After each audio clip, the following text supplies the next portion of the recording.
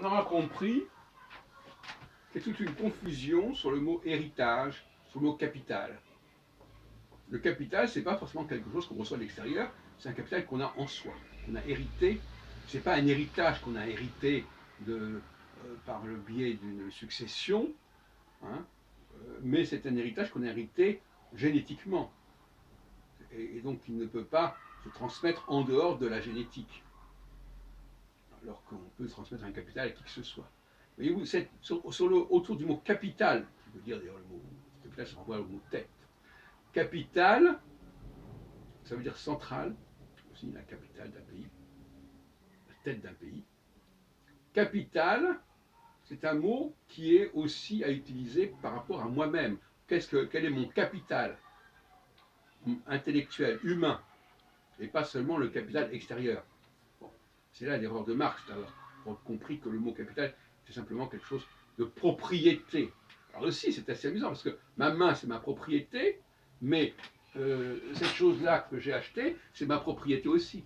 Donc il y a des confusions sur le mot propriété, ce qui est à moi, ce qui est de moi, sur le mot héritage, sur le mot capital. Tous ces mots-là sont piégés. Hein, et on le voit bien. Et personne ne fait la distinction correctement.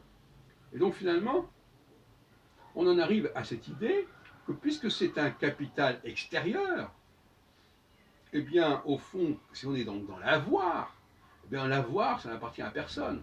Ou du moins, tout le monde peut s'approprier cet avoir. Alors qu'on ne peut pas s'approprier l'être de quelqu'un. Encore que on puisse dire, oui, je remplace celui-ci, je reprends celui-là, comme le font les chrétiens par rapport aux juifs. Mais c'est ambigu, parce qu'en fin de compte, c'est aussi une façon de récupérer le capital des juifs, le capital de prendre leur place. C'est un grand remplacement des chrétiens. Et donc ces mots don, le don, ben aussi c'est un mot très ambigu. J'ai un don, je fais des dons. Bon, c'est pas du tout la même chose.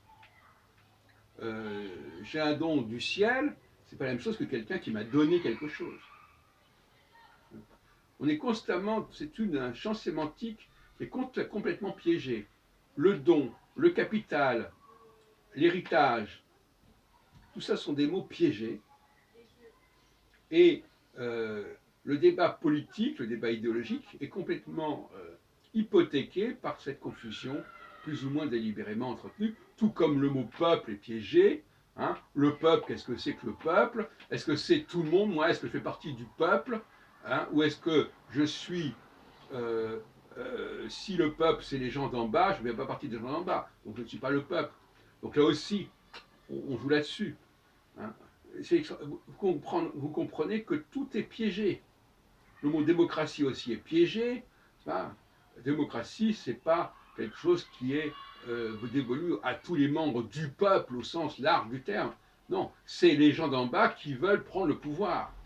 Tout comme l'autocratie, c'est quelques personnages, ou l'oligarchie, qui veulent prendre le pouvoir sur les gens. Et eux, ils ont une légitimité à le faire, quelque part. Puisque c'est eux qui ont les dons, c'est ceux qui ont les vrais capitaux, au sens où je viens de définir. Ce sont eux qui ont le véritable héritage. Donc c'est eux qui sont la source de tous les bienfaits, c'est la corde d'abondance. Bon, donc effectivement, il faut reconnaître ce fait-là.